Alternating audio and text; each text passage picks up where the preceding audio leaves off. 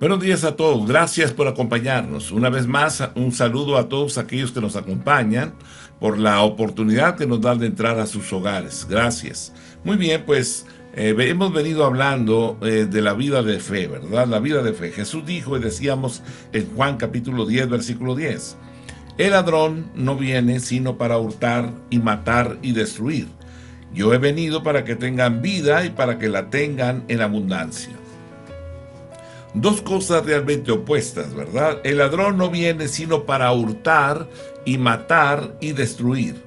Yo he venido para que tengan vida y para que la tengan en abundancia. Cuando leemos este pasaje, realmente nos ubica, nos levanta y nos llama realmente a tomar posesión de las cosas que Dios dice que son nuestras. Estas palabras manifiestas a través del labio de Jesús, decíamos, fueron confirmadas en la vida de tantas personas que recibieron sanidad, que recibieron libertad, que recibieron la paz que sobrepasa todo entendimiento, que hallaron descanso para su alma, ¿verdad? Vemos en el Antiguo Testamento y en el Nuevo Testamento el poder de Dios manifestarse a favor de la gente que se acercó a Él, recibiendo así la vida y el poder de Dios en ellos.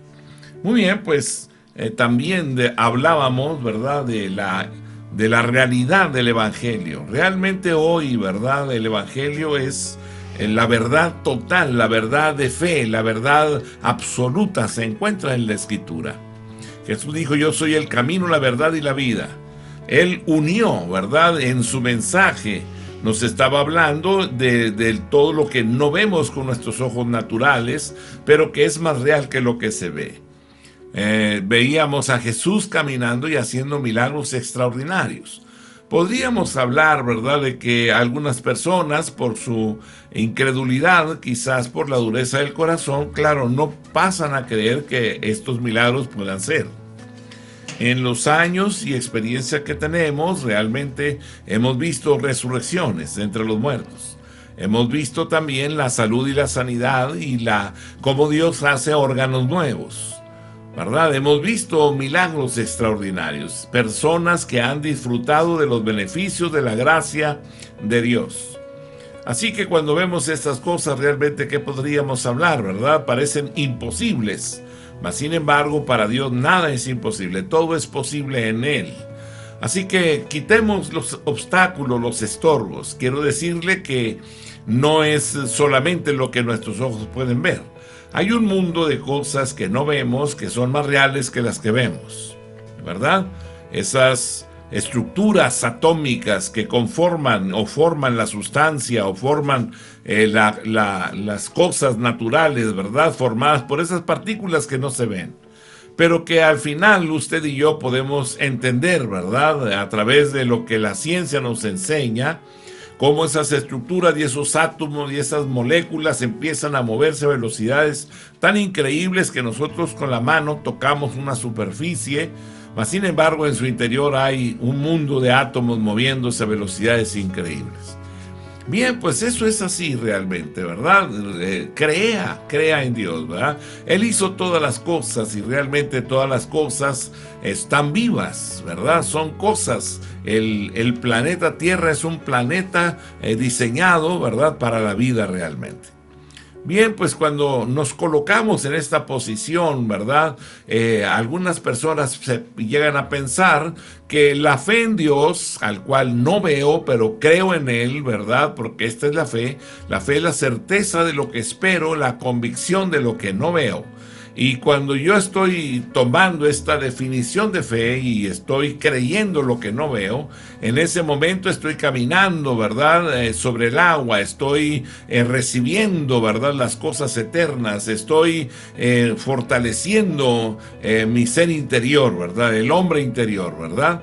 Porque es pesado realmente estar sin el entendimiento de Dios, pensando que el día de mañana, ¿verdad?, todo está sobre mis hombros, la carga de proveer, de suplir, de hacer, de pensar, de razonar, de relacionarme, de formular, ¿verdad?, las cosas pendientes todos los días. Esto es realmente algo pesado, ¿verdad? Pues la realidad es que hay un Dios que ya sabe, ¿verdad? Y nos ha programado de tal forma que podemos ir caminando, ¿verdad? Caminando, creyendo que Dios está con nosotros, ¿verdad? Y cuando usted incluye a Dios en su vida, entonces la cosa es diferente. Bien, pues crea en el Señor, caminemos en Él y veremos su gloria, veremos su poder manifestarse de una forma extraordinaria. Bueno, pues estos milagros que acontecieron en el Antiguo Testamento, como fueron los 10 leprosos, ¿verdad? Aquí en Naamán el sirio, primero de la lepra, que fue sanado, el general, ¿verdad?, de las Fuerzas Armadas sirias, que era leproso, él fue ahí a Israel. Y Eliseo, ¿verdad?, le dio la palabra y le dijo: ve al río Jordán y introdúcete en él 7 veces. Así es que se tiró él unos clavados ahí en el río y al 7º clavado quedó completamente limpio de todo aquello, ¿verdad?, que tenía la lepra. ¿Verdad? También la resurrección del hijo de la tsunamita, ¿verdad? Una mujer que no tenía hijo, pero el profeta le dijo: para el año que viene vas a tener un hijo, y lo tuvo, ¿verdad? Pero posteriormente se enferma y este hijo muere, y entonces ella va y le dice al profeta: ¿para qué me diste un hijo? ¿Para quitármelo después? El sufrimiento que tengo y todo ello. Bueno, al final este hombre va y resucita al hijo de la viuda y se lo entrega. El fuego que consume el holocausto que preparó Elías en el Monte Carmelo, ¿verdad? Aquella confrontación de una nación que, conociendo a Dios, se había alejado de él, Israel, ¿verdad? Se había alejado de él. Entonces ellos empezaron a adorar a los Baales, ¿verdad? Como habían sido enseñados o instruidos por aquella mujer llamada Jezabel, ¿verdad?, que era maestra de hechicerías, y los había arrastrado a todo un culto a los Baales. De esa forma entonces se levanta Elías y él hace una confrontación, ¿verdad? Una confrontación en la fe. Si Baal es Dios, que consuma el holocausto con fuego. Y si Dios y Jehová es Dios, pues entonces que Jehová consuma el holocausto con fuego. Así que los Baales empiezan a danzar y empiezan a hacer sus rituales, ¿verdad? Y se sajaban, se cortaban el cuerpo, sangraban por todos lados. De esa forma era el ritual que ellos hacían. Nunca contestó Baal. Y Elías se burlaba de ellos, ¿verdad? Hasta que al final terminaron todos ya casi desmayados, y en ese momento entra Elías, apila las piedras, las 12 piedras del altar, pone las piezas, echa grano, ¿verdad?, echa agua, que realmente, ¿verdad?, Elías es el hombre que está buscando que una nación se vuelva a Dios. Y de esa manera entonces invoca al Señor y el fuego desciende de lo alto y de esa forma consume el holocausto, ¿verdad? Bueno, pues esas cosas una las puede leer en la Biblia y decir si creer o no creer en ellas, si realmente fueron reales o no. Hoy, esta noche o esta mañana, le quiero decir que esto es real. Dios es real, no es una filosofía.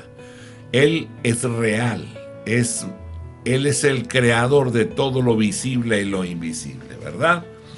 Él es el que nos dio la vida, Él es el autor y el consumador de la fe, Él es el Todopoderoso, Él es el creador de todas las cosas, ¿verdad? Cuando Jesús vino al mundo, los 10 leprosos, ¿verdad?, se acercan a Él y le dicen: di la palabra y seremos sanos. Entonces le dice: vayan y preséntense ante el sacerdote, ¿verdad? Hagan y digan ahí, vayan y recibirán la salud y la sanidad. Ellos 10 se van y en el camino la lepra desaparece, y en ese momento, ¿verdad?, uno de ellos regresa y da las gracias, y Jesús dice: ¿acaso nada más este extranjero, ¿verdad?, ha regresado a dar gracias? ¿Y los demás dónde están? Los demás se habían ido a sus quehaceres, a sus familias, a sus casas. Así también, ¿verdad?, es todo este milagro tan poderoso donde 10 leprosos son limpiados. Bartimeo el ciego, ¿verdad?, un ciego de nacimiento por, no sé, 40 años o 50 años, la edad que haya tenido Bartimeo. En el libro de Marcos, capítulo 10, 46 al 52, este hombre, ¿verdad?, escucha pasar mucha gente por delante de él, y al final él dice: ¿quién está aquí? ¿Quién va pasando por aquí? Le dijeron: Jesús de Nazaret. Él de alguna forma había escuchado los grandes milagros que Jesús había hecho y él dijo, esta es mi oportunidad. Así es que comenzó a gritar, Jesús, hijo de David, ten misericordia de mí. Recibió la salud y la sanidad, recibió la vista. Cuando recibe la vista, usted y yo nos ponemos a meditar y a pensar, ¿verdad? Como no hemos visto realmente o no hemos percibido, ¿verdad? A Dios por nuestros sentidos naturales. Pensamos que estamos en un planeta que está flotando ahí en la nada, sustentado por unas fuerzas descomunales, en un equilibrio tal que realmente podríamos decir, ¿verdad?, que se rige por el día y la noche, y que el mar, ¿verdad?, siendo tan inmensa la cantidad de agua sobre la tierra, la ola se levanta y llega hasta la orilla, no rebasa, ¿verdad?, fuera de su límite, que lo sostiene con arena. Dios es maravilloso en eso. Y que hay una atmósfera, ¿verdad?, del grueso de la cáscara de una manzana en comparación con la grandeza de este planeta, y que nos permite respirar y vivir, y que realmente está regido por leyes, por reglas tan preciosas como la gravedad que nos mantiene pegados al suelo. Si esa ley fuera intermitente, pudiéramos decirlo así, pues estaríamos pegados al suelo y de repente estaríamos saliendo disparados hacia el espacio, ¿verdad? Y de repente otra vez nos jalaría la gravedad y chocaríamos contra el suelo, y eso no permitiría la vida en la tierra, solamente la fluctuancia de esa ley. Pero hay alguien que vela por las leyes y por su cumplimiento, y ese es Dios, ¿verdad? No lo ves, pero todo habla de Él, todo absolutamente habla de Él. Los nutrientes de un árbol, ¿verdad?, son absorbidos por las raíces del árbol, y el árbol es tan grande con respecto a la ley, ¿verdad?, a la ley que tiene para absorber los nutrientes desde el suelo y llevarlos hasta la última hoja. Y es una ley, ¿verdad?, de tal forma que vemos arbustos, vemos árboles medianos y gigantescos, ¿verdad? Y árboles que tienen alrededor de entre 90 y 110 metros, 120 metros de alto. Y la savia corre por los troncos hasta las ramas, ¿verdad? ¿Quién hizo eso? Usted podría decir que fue una casualidad realmente. Le quiero decir hoy, no, hay un creador, ¿verdad? Hay un creador extraordinario, maravilloso, ¿verdad? Todo está en su lugar, ¿verdad? Un diseño, una estructura tan preciosa y tan hermosa como el haber creado a cada uno de nosotros, ¿verdad? Como lo dice el profeta Jeremías, antes de que te formases en el vientre, te conocí. Jeremías 1:5. Antes de que nacieses, te santifiqué y te di por profeta a las naciones. Antes de que te formases en el vientre, ¿qué significa? Antes de que tu padre y tu madre se juntaran, antes de que nacieses, te santifiqué. Nos apartó el Señor para Él. Y te di por profeta. Él ya sabe lo que vas a hacer. Él puso en ti las capacidades, la sabiduría, la inteligencia, para desarrollar las cosas que vas a hacer. Para algo te envió el Señor. Por eso es que no podemos decir que no necesitamos al otro. No. Realmente las cosas que vienen, ¿verdad?, han sido diseñadas por Dios y están grabadas en la mente de aquellas generaciones que nos siguen. Así es que cada día, ¿verdad?, vamos entendiendo más cosas y cada día vamos viendo más sus maravillas, ¿verdad? Así que cuando vemos a Bartimeo el ciego recibiendo los ojos, cuando vemos la resurrección de Lázaro saliendo de la tumba, ¿verdad?, vivo, cuando vemos la liberación del endemoniado gadareno, siendo un hombre, ¿verdad?, que con un espíritu de suicidio, de autodestrucción, ¿verdad?, de hiperactividad, de insomnio, caminar día y noche, golpeándose, sajándose el cuerpo. es endemoniado gadareno, para que al momento que Jesús dice, salgan de él aquellos demonios que están ahí, que es una legión de demonios. Bueno, pues una legión de demonios podrían ser 6,000, aunque los cerdos a donde entraron eran 2,000, ¿verdad? Y entraron en el cuerpo de los cerdos y no soportaron la presencia de estos espíritus inmundos, y los cerdos mismos se suicidaron lanzándose a un precipicio ahí cerca. Así que corrieron estos 2,000 cerdos y se lanzaron al precipicio y se suicidaron, se mataron. No soportaron la presencia de esos espíritus inmundos. Cuando vemos estas cosas y usted las lee, ¿verdad? Si ustedes no ha leído la Biblia, la Escritura, ¿verdad? Le quiero decir que la palabra de Dios está dada por Dios con la finalidad de producir en nosotros la fe, ¿verdad? Que podamos creer. La salvación es por gracia. Por gracia sois salvos por medio de la fe. No te salvas por tus fuerzas, por tu capacidad, no. Es que reconozcas a Jesús como el Salvador del mundo. ¿Por qué Jesús hacía estas cosas? Decíamos, ¿no? Porque Él vino a redimirnos de nuestros pecados. Recuerde que cuando Juan el Bautista vino, decíamos, ¿verdad?, que Juan el Bautista se le llamaba Juan el Bautista porque él vino bautizando en agua, significa sumergir. Bautizo es una palabra griega, significa sumergir, dentro de. Y cuando se habla de dentro de, el bautismo en agua es dentro del agua, y por eso Juan el Bautista fue hacia el río Jordán, parándose con el agua hasta el pecho, empezó a sumergir a los hombres ahí, y él decía, te bautizo en aguas de arrepentimiento. Así es que el bautismo de Juan es un bautismo de arrepentimiento, ¿verdad? Cuando vemos este bautismo de arrepentimiento, tiene como finalidad preparar el camino al Señor. Esa es la finalidad, preparar el camino para el Señor. ¿Por qué el camino se prepara a través del arrepentimiento? Porque el pecado produce la dureza, la incredulidad produce dureza del corazón. Significa somos insensibles a la voz de Dios o a la guianza de Dios. Por esa razón no percibimos las cosas de Dios, porque estamos en pecado. El pecado produce la muerte, nos separa de Dios, nos hace insensibles a Dios, y de esa forma entonces no estamos en la condición de recibir las cosas que Él quiere darnos. Así que requerimos, necesitamos, ¿verdad? Verdaderamente, pues que Dios, ¿verdad? Nos hable. Y realmente esto es lo que sucede cuando recibo a Jesús. Entonces estoy diciéndole, ¿verdad?, que venga a mi vida, que yo quiero que esté en mí y que quiero recibirlo, quiero que permanezca en mí. Entonces inmediatamente el Señor atiende a esta disposición, ¿verdad?, que uno tiene para con Él, y Él viene a morar en nosotros.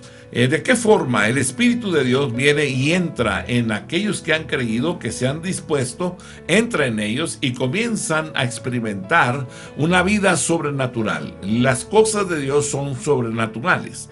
Las cosas de Dios es lo que nos va a unir lo espiritual con lo natural, ¿verdad?, para que entendiendo el propósito en este ámbito natural podamos plantar el reino de Dios. ¿Qué es el reino de Dios? Son las leyes, las reglas, las normas de un Dios santo, de un Dios poderoso, que nos manifiesta la importancia que hay de vivir conforme a la voluntad, conforme a los mandamientos y ordenanzas que Él estableció en la palabra. Si usted y yo hacemos estas cosas, entonces la vida nuestra será muy diferente. Dejaremos de odiar, porque Dios dice que no debemos de odiar, de guardar rencor, ¿verdad? Que estas cosas realmente nos estorban para alcanzar la gracia de Dios. Entonces, ¿verdad?, yo dejo de hacer eso, dejo de odiar, dejo de guardar rencor contra la gente, dejo de manifestar esa ira o esa contienda a través de mis acciones, y entonces empiezo a armonizar más con lo creado. Armonizo más con mi vecino, con mi familia, con mis padres, con mis hermanos. Empiezo a armonizar más.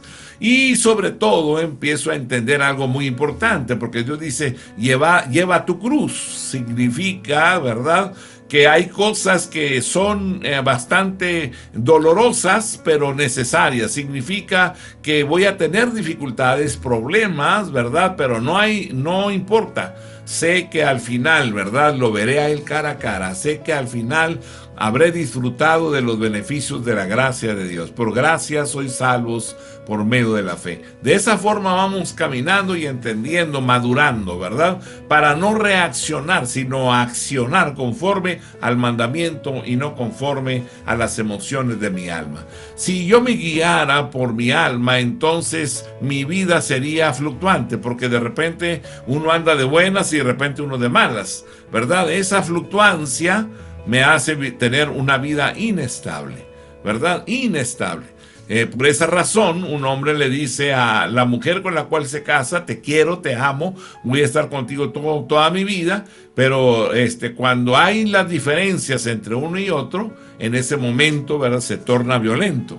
En ese momento lo rechaza, en ese momento no quiere estar. ¿Qué significó? Significó que no tiene el carácter que requiere para soportar, para resolver las diferencias y los problemas que se presentan en la vida. Y de eso, esas reacciones sin control es lo que nos lleva realmente a perder cosas muy valiosas, muy importantes, ¿verdad? Como es la armonía, la paz que tanto necesitamos en nuestros hogares, ¿verdad? ¿Por qué? Porque cuando no hay armonía en la casa, entonces tenemos una gran dificultad, porque nuestros hijos tampoco no pueden armonizar, ¿verdad?, en la casa. Así que Dios nos habla y nos dice, ¿verdad?, que Él nos redimió de la maldición, de la ley, del pecado y de la muerte. Y realmente esa es una realidad. Él nos redimió, Él nos libró del mal. Él nos trajo a los caminos de verdad y de justicia. Ahora, Él nos dice en Mateo capítulo 11, el versículo 29, nos dice: llevad mi yugo sobre vosotros y aprended de mí, que soy manso y humilde de corazón, y hallaréis descanso para vuestras almas. Escuche bien, ¿verdad? Cuando estamos hablando de los fundamentos de las actitudes y de las acciones nuestras, dónde vamos a edificarlas y dónde vamos a caminar, en qué dirección, bueno, en esto, ¿verdad? Llevad mi yugo sobre vosotros. Significa un yugo, llevad mi yugo sobre ustedes. Significa camina conmigo, actúa como yo actúo, ¿verdad? ¿Qué hace el yugo? Une dos bueyes, ¿verdad?, para la siembra, para jalar el arado, ¿no?, y romper la tierra. Esos dos bueyes, ¿verdad?, son probados antes. Es cuando el agricultor dice si es una buena yunta o no, ¿verdad? Una buena yunta es aquella cuando el yugo se coloca sobre los dos bueyes y los dos bueyes permanecen hasta que uncen ese yugo a las llaves o a los cuernos, ¿verdad? Es unido a ellos, y entonces ese animal, ¿verdad?, cuando el hombre dice vamos, adelante, y empiezan a caminar, los bueyes, ¿verdad?, que están entrenados, incluso extienden la pata, ¿verdad?, delantera, y la trasera la extienden al mismo tiempo, vaya. Y van guardando el mismo paso, porque los dos bueyes saben que si los dos jalan el arado al mismo tiempo, el trabajo va a ser ligero, ¿verdad? Se va a hacer bien, no va a haber problemas. El problema comienza cuando son uncidos un buey viejo con un buey joven. Esto significa un buey no entrenado, ¿verdad? Y son uncidos en ese momento a las llaves o a los cuernos. Y el buey joven, ¿verdad?, como no está habituado a estar sujeto de las llaves o de los cuernos, empieza a jalarse hacia un lado y se jala hacia el otro, tira patadas, brinca, se mueve demasiado. Y el yugo hace su trabajo. ¿Qué es lo que hace el yugo? El yugo, como está sujetando el cuello del animal, al moverse hacia un lado y hacia el otro, empieza a rozar las partes del cuello. Se producen unas llagas enormes, ¿verdad?, que provocan mucho dolor para aquel buey joven. El buey viejo, cuando el buey joven se mueve, él solamente mueve la cabeza en la dirección hacia donde se movió el buen joven. Y cuando se mueve hacia otra, él nada más mueve la cabeza. Está moviendo la cabeza en la dirección del otro para él no lastimarse. El otro se está lastimando, ¿verdad? Pero es un buen joven, no entiende. Jesús dijo, llevad mi yugo. ¿Qué significa? Deja de estar andando o buscando las cosas a tu manera. Deja de hacer eso. Pon atención en lo que hay que hacer y camina conmigo. Es una decisión. Es como llegar al matrimonio. Yo determino casarme. ¿Qué debo de hacer? Pues ya, ubicarte. Esta es mi casa, aquí voy a invertir mi vida. Pero si tú quieres, ¿verdad?, todavía andar de novio, salir, ver a las mujeres, vivir una vida mal, ¿verdad?, en ese aspecto, pues definitivamente no va a funcionar. Vas a estar brincando por todos lados y al final, ¿para quién es el daño? ¿Para quién es el dolor? Pues para ti, ¿verdad? ¿Por qué? Porque tu corazón no está ahí. Si tu corazón está en la familia, tú vas a ser una persona que se apacienta y apacientas a los demás, ¿verdad? Y no vas a causar daño a nadie, porque sabes que esa es tu esencia, es tu familia. Te estás multiplicando a ti mismo.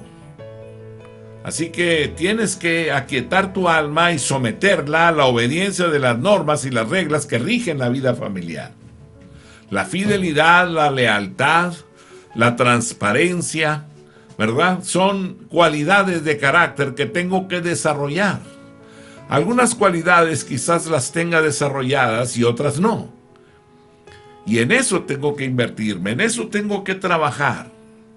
¿Por qué decimos esto hoy? Decimos esto hoy porque es necesario que entiendas que hay reglas y normas que tenemos que cumplir, porque yo vengo a Dios y Dios quiere bendecirme, pero no puede bendecirme o no puedo recibir la bendición de Dios si estoy violentando las normas del reino, ¿verdad? Es como vivir aquí en la cuadra. Yo quiero vivir en armonía con mis vecinos, pero hay un drogadicto aquí enfrente de mí que sale, me raya el carro, ¿verdad? Me aventó un bote de pintura sobre mi tapicería o sobre el coche encima, ¿verdad? ¿Cómo voy a armonizar con él? ¿Verdad? Y claro, soy cristiano, pero es necesario, ¿verdad?, que cada uno ponga su parte. Si él saliera y me lavara el coche y cuando yo salgo hacia afuera el carro está lavado ¿verdad?, muy bien, y yo salgo y digo, ah, caray, ¿quién me lavó el coche? Ah, pues el vecino, ¿verdad? ¿Qué hago? Pues lo hago a mi amigo, lo invito a mi casa, lo siento a mi mesa, comparto mi alimento con él, ¿verdad? Es una buena persona. Las acciones, ¿verdad?, o lo que hacemos, pues provoca como una consecuencia, una relación amable o una relación violenta.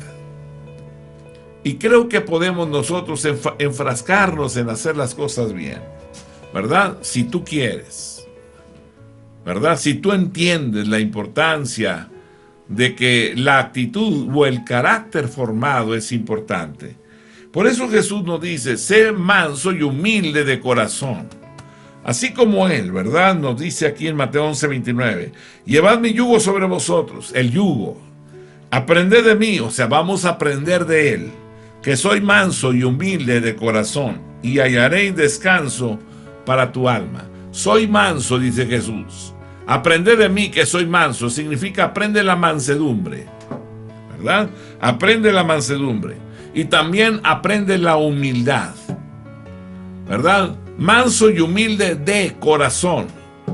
¿Qué significa de corazón? Decidido a permanecer con esas cualidades de carácter todos los días de mi vida.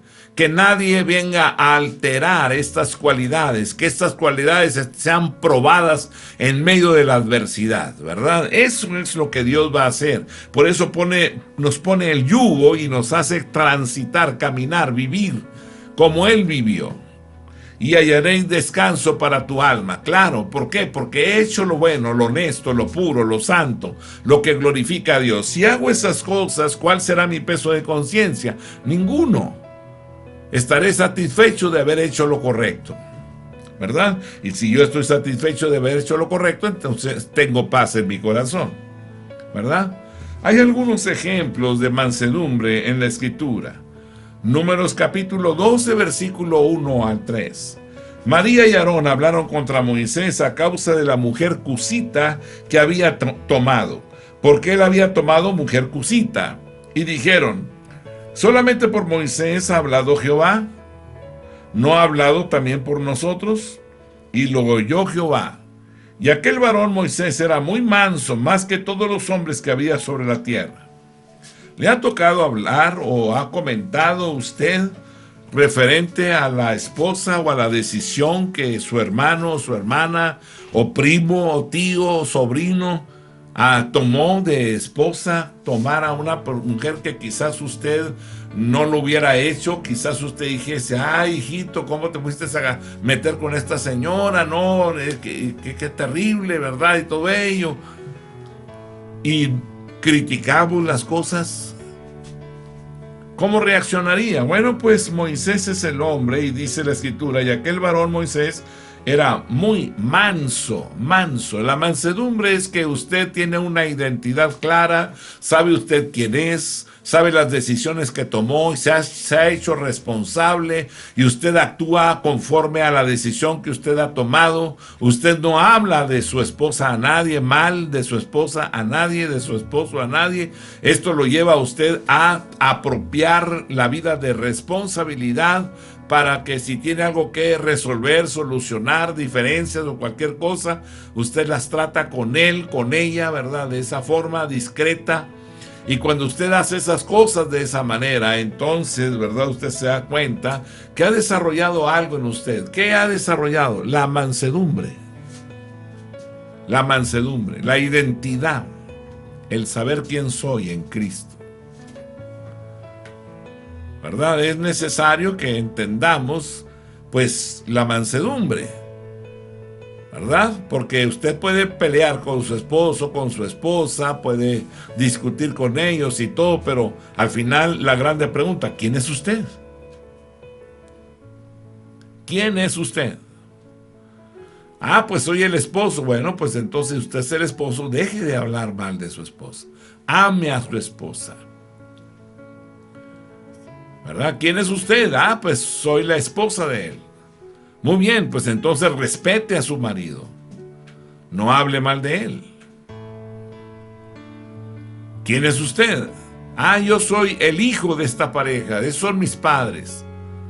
Entonces actúe como tal. Honre a sus padres, hónrelos. Que personas extrañas, ajenas a la vida familiar, vengan a decirle a sus padres que usted es un hombre de buena intención, de buena obra, que usted es un hombre honesto, íntegro. Que personas extrañas se acerquen a su padre y le digan las bondades que usted hace. Esa sería honra para el padre. María y Aarón hablaron contra Moisés a causa de esa mujer cusita, y dice que Moisés era un hombre muy manso. Significa un hombre que tenía una identidad, sabía quién era. Él no discutía por esas cosas porque no le correspondía ni a María ni a Aarón estar criticando la decisión que él había tomado. Mateo 21, versículo 1 al 21. Cuando se acercaron a Jerusalén y vinieron a Bethfagé, al monte de los olivos, Jesús envió 2 discípulos diciéndoles: id a la aldea que está enfrente de vosotros, y luego hallaréis una asna atada y un pollino con ella, desatadla y traédmelos. Y si alguien os dijere algo, decid: el Señor los necesita y luego los enviará. Todo esto aconteció para que se cumpliese lo dicho por el profeta cuando dijo: decid a la hija de Sión: He aquí tu rey viene a ti manso y sentado sobre un asna, sobre un pollino, hijo de animal de carga. Y los discípulos fueron e hicieron como Jesús les mandó. Y trajeron el asna y el pollino y pusieron sobre ellos sus mantos. Y él se sentó encima. Y la multitud, que era muy numerosa, tendía sus mantos en el camino, y otros cortaban ramas de los árboles y las tendían en el camino. Y la gente que iba delante y la que iba detrás aclamaba diciendo: Hosana al Hijo de David, bendito el que viene en el nombre del Señor, Hosana en las alturas. Cuando entró él en Jerusalén, toda la ciudad se conmovió diciendo: ¿Quién es este? Y la gente decía: Este es Jesús, el profeta de Nazaret de Galilea. Así que Jesús entra a Jerusalén, toda la gente va gritando vivas y todo, ¿verdad? Bueno, la mansedumbre es que sé quién soy, ¿verdad? Y él es el que está profetizado. Cuando todos empezaron a decir Hosana al Hijo de David, él sabía quién era. Él no dijo nada absolutamente, recibió lo que estaba profetizado, que así va a ser su entrada. La otra cosa es la humildad. A la honra precede la humildad. Proverbios 15, verso 33. El temor de Jehová es enseñanza de sabiduría, y a la honra precede la humildad. Qué importante es una cualidad de carácter. En ocasiones podríamos hablar, ¿verdad? Hombres de negocios no tienen humildad, son soberbios. Piensan y ponen su valor en el dinero y piensan que por tener dinero pueden comprar las voluntades, ¿verdad? Están equivocados.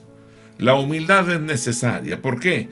Porque el temor de Jehová, dice, es enseñanza de sabiduría, y a la honra precede la humildad.